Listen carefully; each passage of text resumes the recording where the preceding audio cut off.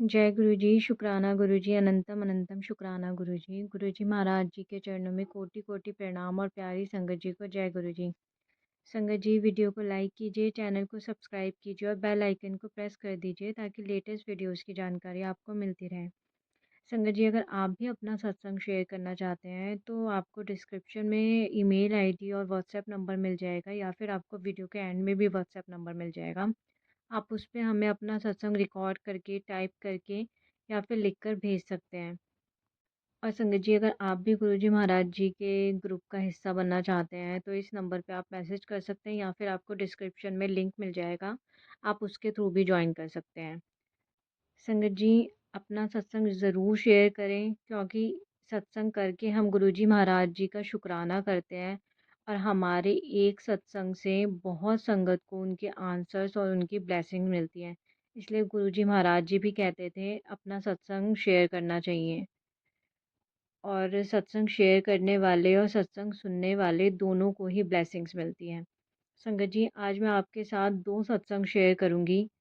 दोनों सत्संग बहुत प्यारे हैं, आप ध्यान से सुनिएगा क्योंकि उसमें आपके लिए कुछ ना कुछ इशारा या कुछ ना कुछ ब्लेसिंग या आंसर होंगे। संगत जी सत्संग शुरू करने से पहले गुरु जी महाराज जी का मंत्र जाप ओम नमः शिवाय, शिव जी सदा सहाय, ओम नमः शिवाय, गुरु जी सदा सहाय। जय गुरु जी संगत जी। जय गुरु जी संगत जी। जय गुरु जी आंटी जी। ये मेरा 5वां शुक्राना सत्संग है। मैं अपना शुक्राना सत्संग शेयर करने से पहले गुरु जी का मंत्र जाप करना चाहूँगी। ओम नमः शिवाय, शिव जी सदा सहाय, ओम नमः शिवाय, गुरु जी सदा सहाय, ओम नमः शिवाय, शिव जी सदा सहाय, ओम नमः शिवाय, गुरु जी सदा सहाय। जय गुरु जी संगत जी। संगत जी जैसे कि मैंने पहले आपको बताया था कि गुरुजी के ना रोज़ ही कुछ ना कुछ सत्संग मेरे साथ होते ही रहते हैं। तो अभी मेरे साथ में रिसेंटली में एक गुरुजी का सत्संग हुआ था। घर में बैठी हुई थी, नवरात्रे स्टार्ट हो चुके थे। तो शायद उस दिन फर्स्ट नवरात्र ही था। हाँ, शायद पहले ही नवरात्रा था। तो मैं दोपहर का टाइम था, तो सुबह के हाँ नहीं हाँ सुबह का टाइम था, तो सुबह मैं उठी और मैंने अपना पूजा पाठ वगैरह करके अपने अंकल के लिए कॉफ़ी बनाई। कॉफ़ी बना के उनको कॉफ़ी दी और सबसे पहले मैंने गुरुजी को कॉफ़ी का भोग लगाया क्योंकि मुझे ना चाय पीना पसंद है। और तो मैंने अंकल के लिए कॉफ़ी बनाई थी, तो पहले मैंने गुरुजी को भोग लगा दिया, फिर अपने अंकल को कॉफ़ी दे दी। उसी में से जो कॉफ़ी बची मैंने गुरुजी के कॉफ़ी प्रसाद को अपने कॉफ़ी में मिक्स करके मैंने कॉफ़ी प्रसाद भी पी लिया। बट मुझे जो है ना चाय पीने की थोड़ी सी ज़्यादा ही इच्छा रहती है। जब तक मैं चाय ना पी लूँ ना मेरे सर में दर्द कम नहीं होता है। तो मैंने दोपहर के टाइम पे अपने लिए चाय बनाने के लिए जा रही थी। तो संगत जी मैं ना एक्चुअली रेंट पे रहती हूँ। मैंने पहले सत्संग में बताया था। तो मैं बाहर खड़ी हुई थी, किसी अ, पता नहीं किसी चीज़ के लिए मैं बाहर खड़ी हुई थी। तो मेरी जो लैंडलॉर्ड हैं मेरे मकान मालिक, आंटी, वो कहीं से बाहर से आई हुई थी। तो वो मेरे से खड़े होके बात करने लगी। जैसे ही बात करने लगी तो हम लोगों की आपस में थोड़ी सी बातचीत वगैरह हुई। तो फिर मैंने कहा आंटी मेरे तो सर में दर्द हो रहा है, मैं तो अपने लिए चाय बनाने के लिए जा रही हूँ। तो पता नहीं क्या मेरे अचानक से मेरे मन में आया, मैंने अपनी आंटी को बोला कि आंटी चाय बनाने जा रही हूँ, चलो आप भी पी लो आके। तो आंटी ने बोला ठीक है, मेरे लिए भी थोड़ी सी बना लियो। मतलब संगत जी ना मैं शॉक्ड रह गई क्योंकि मैं जहाँ पे रह रही हूँ वहाँ पे मैं पिछले 3 साल से रह रही हूँ। साढ़े 3 साल हो गए हैं मुझे यहाँ रहते हुए रेंट पे। और कभी भी मतलब मेरे मकान मालिक ने, मतलब कभी आंटी ने हमारे घर कभी, मतलब वैसे तो खाना-वाना तो खा लेते हैं पर चाय वगैरह कभी नहीं ली क्योंकि उनको डायबिटीज़ की प्रॉब्लम है, तो वो चाय वगैरह बाहर कम लेती हैं। तो उन्होंने उस दिन मुझे बोला तो मैं शॉक रह गई। मैं भी बड़े खुशी से मतलब उनके लिए चाय बनाने लगी और उसी दिन मेरे पास गुरुजी का मैसेज आया हुआ था कि मैं तेरे साथ चाय पीने आऊँगा, सरप्राइज़ दूँगा तेरे को। हाँ, तो मैंने कहा शायद गुरुजी ही आ रहे हैं मेरे साथ में चाय पीने के लिए। तो मैंने बड़े मज़े से चाय बनाई और आंटी ने पी, मैंने पी चाय और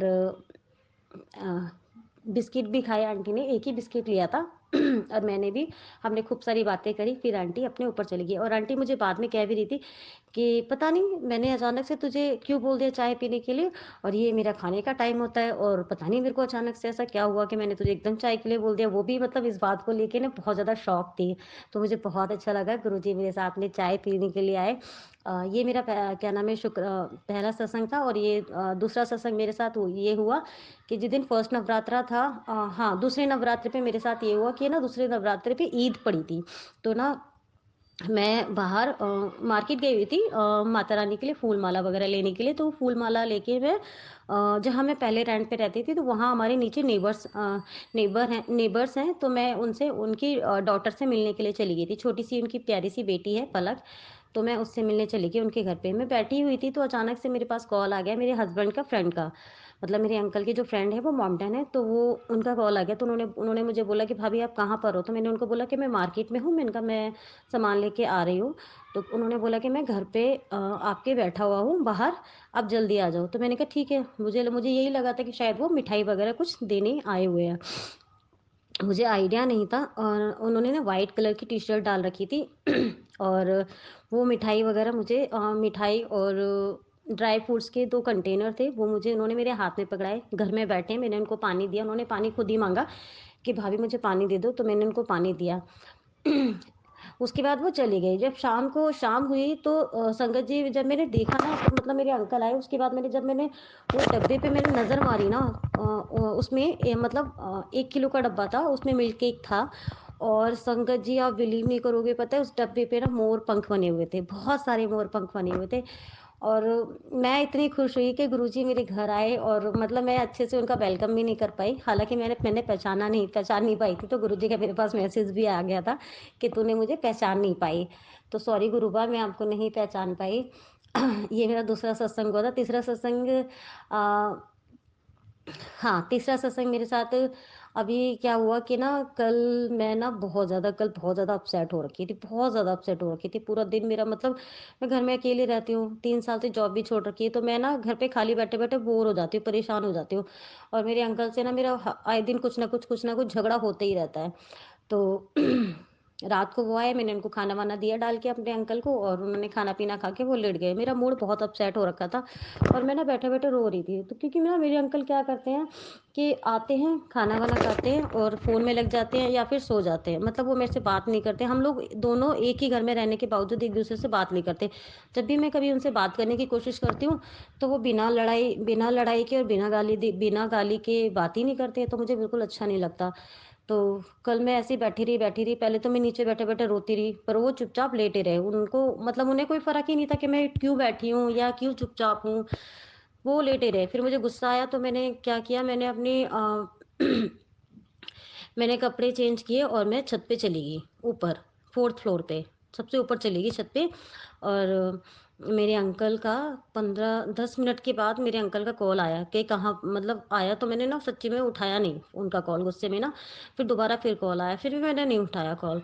और मैं छत पे जाके इतना रो रही थी, इतना ज़्यादा रो रही थी कि गुरुजी मैं क्या करूँ? मैं इतनी परेशान हो गई हूँ, मैं अपनी लाइफ़ से तंग आ चुकी हूँ, मैं मर जाऊँगी, कुछ ना कुछ कर लूँगी, मैं छत से कूद जाऊँ क्या गुरुजी? मतलब मेरे मन में ना इतने गंदे-गंदे थॉट आ रहे थे कि मैं अकेले रह के थक गई हूँ, मेरी लाइफ़ ऐसी क्यों है गुरुजी?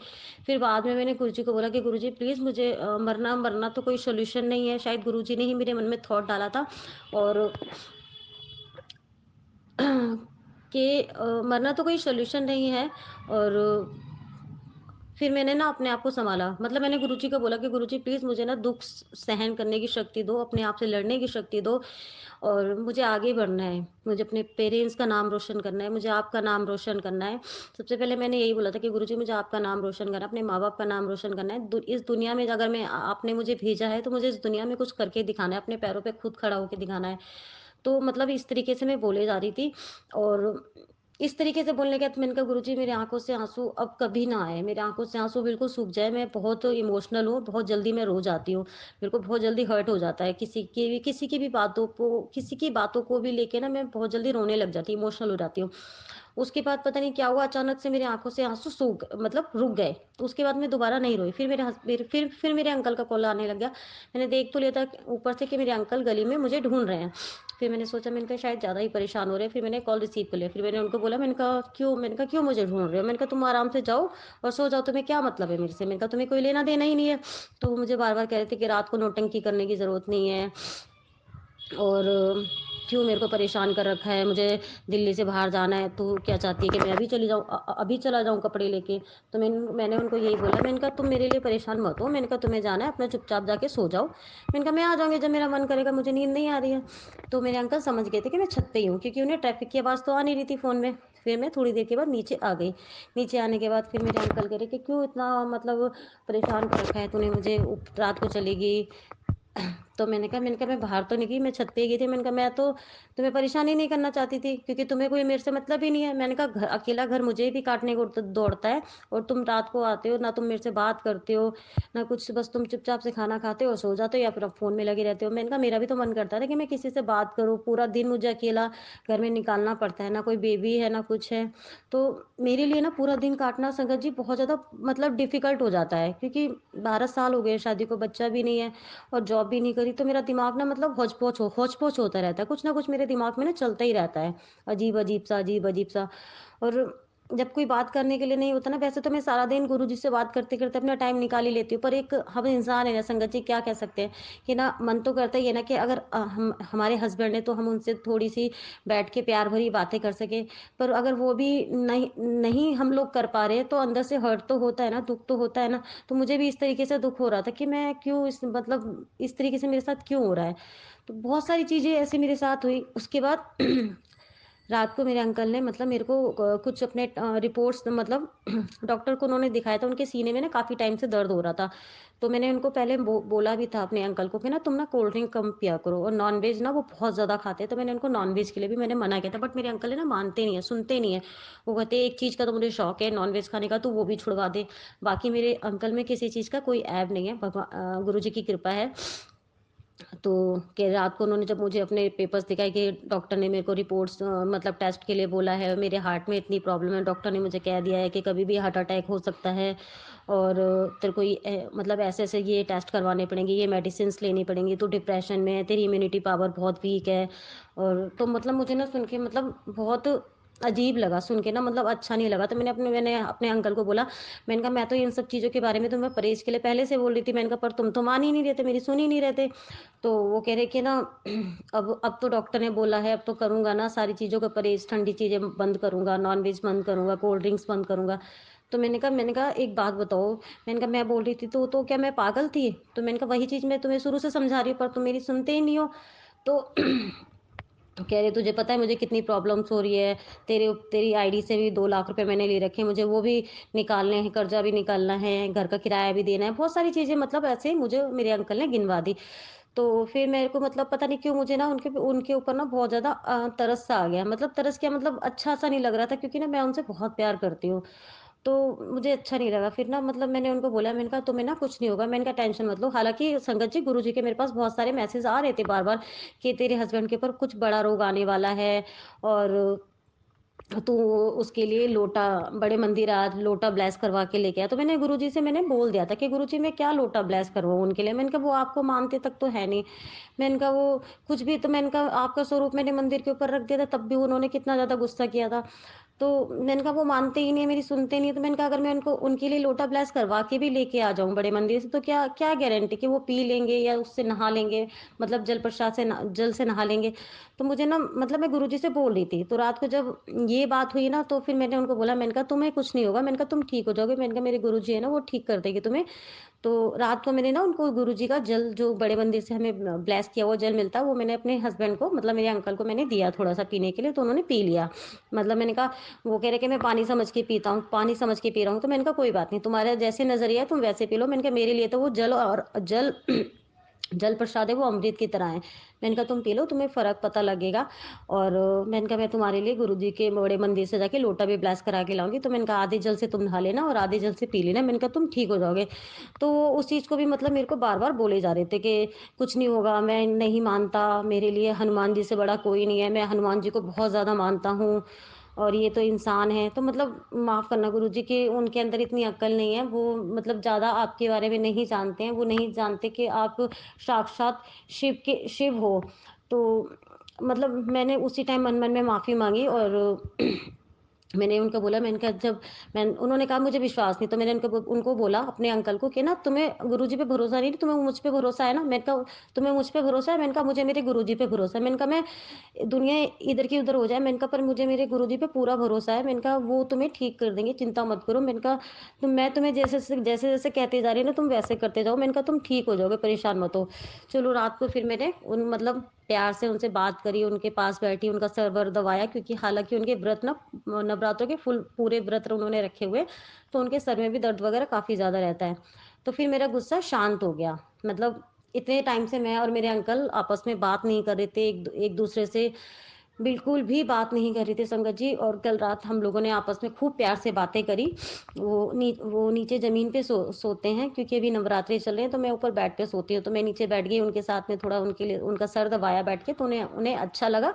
उसके बाद हम सो गए बहुत अच्छे से। और पता है संगत जी, इतने टाइम से मुझे ना बिल्कुल भूख नहीं लग रही थी, बिल्कुल भी भूख नहीं लगी, और जब रात को हमारी लड़ाई सॉर्ट आउट होगी ना, तो मुझे इतनी ज़्यादा भूख लगने लगी कि मेरा मन कर रहा था, मतलब जब कहते हैं ना मन अच्छा होता है, खुश होता है, जब सब कुछ ठीक हो जाता है ना लाइफ में, तो भूख बहुत ज़्यादा लगती है अंदर से।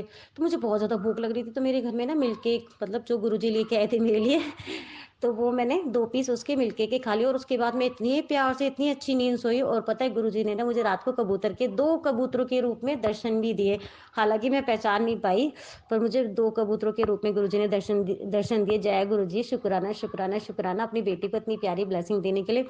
उसके बाद सुबह हम लोग उठे अच्छे से, हमने खूब प्यार से पूजा पाठ करी, माता रानी की आरती करी। उसके बाद मेरे अंकल चले गए, मैंने अंकल के लिए कॉफ़ी बनाई, पहले मैंने गुरुजी को दी कॉफ़ी बना के, फिर अंकल को दी, तो अंकल ने पी नहीं थी कॉफ़ी, वो लेके बैठे हुए थे।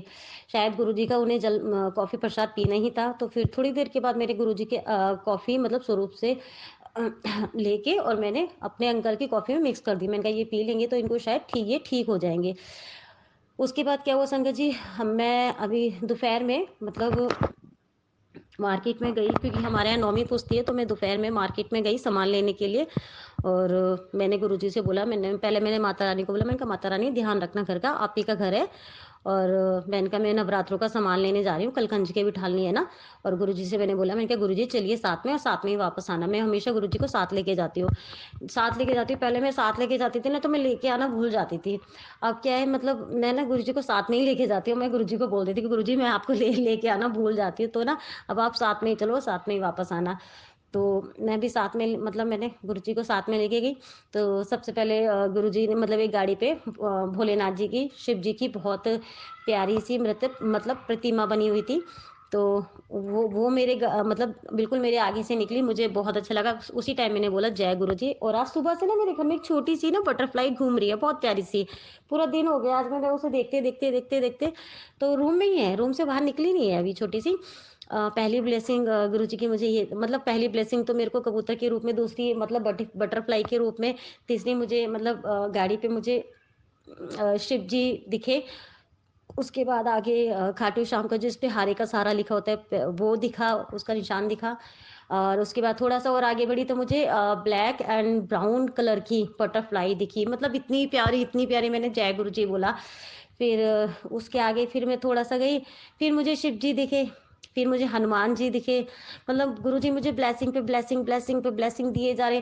फिर आते वक़्त जब मैं वापस आ रही थी सामान लेके, तो मुझे नंदी बाबा दिखे, मतलब भोलेनाथ जी की सवारी, नंदी जी वो दिखे। फिर मैंने बोला जय गुरुजी, शुक्राना गुरुजी। और जब मुझे बाहर बटरफ्लाई दिखी, उसको भी मैंने जय गुरुजी, शुक्राना गुरुजी बोला।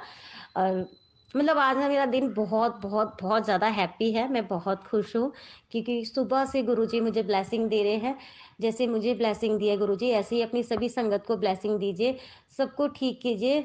जैसे आपने मेरे रोगों को ठीक किया है, वैसे सभी संगत के रोगों को ठीक कीजिए, सब पे अपनी ब्लेसिंग दी, सबका कल्याण कीजिए। सब सब पे अपना आशीर्वाद बनाए रखिए गुरुजी। और जो आंटी मेरा सत्संग शेयर करेंगी, आप इनको भी ब्लेसिंग दीजिए गुरुजी।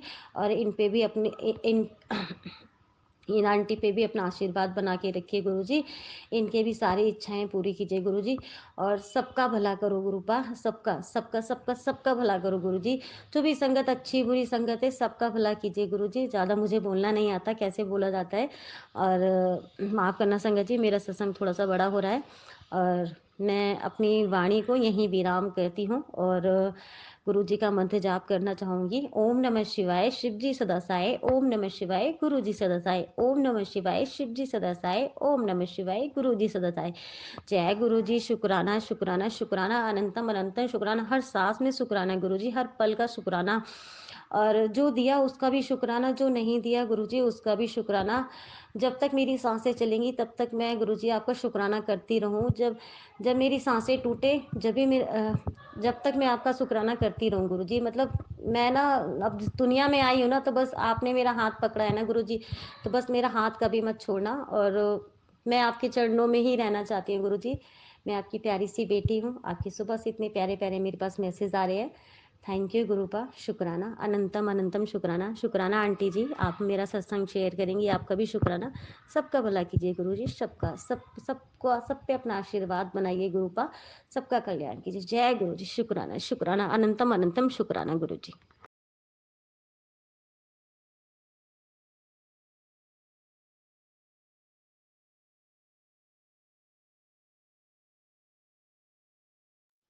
जय गुरु जी, शुक्राना गुरु जी, जय गुरु जी आंटी जी, शुक्राना आंटी जी कि आप हमारा सत्संग अपलोड करते हो। जय सत्संग जी, ये मेरा शुक्राना सत्संग है। बहुत दिनों से गुरु जी के मैसेज आ रहे हैं, तो शुक्राना रोज करया कर, क्योंकि गुरु जी तो हमारे पर अपार कृपा बनाए हुए हैं। हर दिन में वो हमें अपनी ब्लेसिंग्स देते रहते हैं। मेरे मन में बहुत इच्छा थी कि मैं दुगरी गुरु जी के दर्शन कब करने जाऊं, तो गुरु जी ने वो कृपा मेरे पर बहुत जल्दी कर दी। लास्ट संडे हम दुगरी भी गुरु जी के दर्शन करके आए हैं। वहां पे जाने पर बहुत सुकून मिला। अभी मैं लाइन में दर्शन के लिए इंतजार ही कर रही थी कि गुरु जी के दर्शन कैसे होंगे। गुरु जी को मन मन में याद कर रही थी। इतने में एक बटरफ्लाई मेरे सामने से ऊपर से निकल कर गई। शुक्राना गुरु जी, आप हमारे मन की एक एक बात को समझते हो। और आज का ही मैं आपको बताऊं क्या, मैं तकरीबन रोज ही मेरे को गुरुजी दर्शन देते हैं। कभी बटरफ्लाई के रूप में, एक दिन मैं सुबह अमृत वेला करके मेरे को दोबारा आंख लग गई, तो जैसे ही मेरी आंख खुली कुछ मिनटों बाद, तो मेरे को एकदम नाग देवता के दर्शन हुए। तो एकदम मेरे को ध्यान आया कि ये तो गुरु जी, जय गुरु जी, जय गुरु जी। ऐसे ही कई बार मेरे को गुरुजी कबूतर रूप में दर्शन देते हैं। आज मैं अपनी छत पे पौधों को पानी देने गई, तो वहां पे मेरे को दो दो बटरफ्लाईज, कभी इधर कभी फ्रंट पे कभी साइड पे। मेरा मन इतना खुश कि गुरुजी आज मेरे को कितने खुले दर्शन दे रहे हैं। धन धन गुरुजी, लख लख शुक्राना गुरुजी। अभी मैं इतना ही कर मन में बड़ी खुश थी, तो ऊपर से निकल के एक वाइट कबूतर के रूप में गुरुजी ने मेरे को दर्शन दिए। और जैसे मैं सीढ़ियां उतर रही थी, तो मेरे को फिर दोबारा वाइट कबूतर के रूप में गुरुजी ने दर्शन दिए। लख लख शुक्राना गुरुजी, लख लख शुक्राना। अभी मैं नीचे आई, नीचे मैं फ्रंट पे पौधों को पानी देने लगी, तो वहां पे भी दो दो बार बटरफ्लाईज के दर्शन। जब भी मैं आज सुबह से जा रही हूँ, मेरे को बटरफ्लाई के रूप में गुरुजी दर्शन दे रहे हैं। लख लख शुक्राना, क्योंकि गुरुजी ने मेरे को आज 7 नंबर की भी ब्लेसिंग दी हुई है। लख लख शुक्राना गुरुजी, लख लख। जब भी मैं टाइम देखती हूँ, मेरे को कभी साथ साथ अचानक ही देखती हूँ, तो गुरुजी की ब्लेसिंग साथ में होती है। कभी मैं टाइम देखती हूँ कुछ 7:17 है, ऐसे ही होता है तकरीबन। जैसे मैं कभी बाहर निकलती हूँ, तो मेरे को गाड़ी भी 7 नंबर की। कल मैं मंदिर में गई, तो मेरे को जितनी गाड़ियां वहां पे खड़ी, उसमें से 7 नंबर, 7 नंबर।